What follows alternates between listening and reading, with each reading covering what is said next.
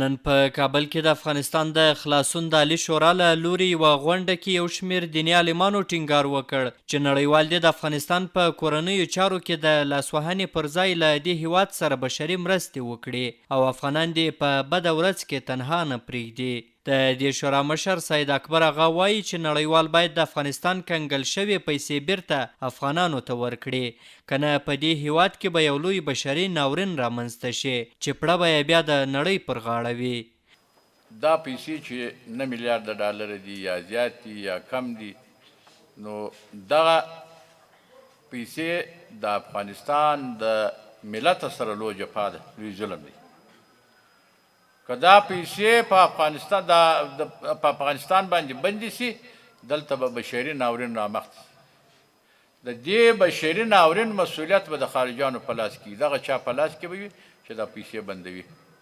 په غونډه کې دغه راز دیني عالمانو د افغانستان له نوي حکومت څخه غوښتنه وکړه چې ولس دې ځان ته نږدې کړي او په وزارتخانو او نورو دولتي اداراتو کې د وړ کسان پر دندو باندې وګماري. د افغانستان اسلامي امارت مشرتابه باندې غږ کوو چې دوی دې د ولس ترمنځ فاصله نه ایجادوي.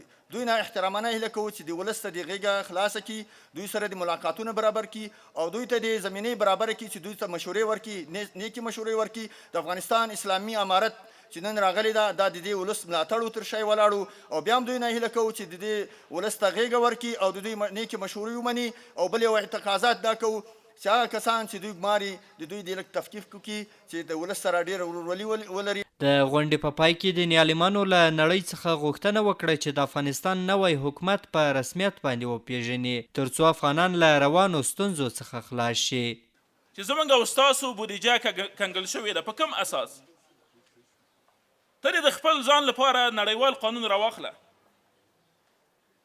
په نړیوال قانون کې دې ته وګوره چې ته زموږ د ولس بودیجه کنګل کوې، د هغې علل څه شی دی؟ آیا چې موږ ته په رسمیت نه پیژنې، د هغې علل څه شی دی؟ د یادونې وړ ده چې اسلامي امارات واک ته له رسېدو څخه شاوخوا 2 میاشتې تېرېږي، خو تر اوسه پورې هیڅ هیواد په رسمیت نه دی پیژندلی.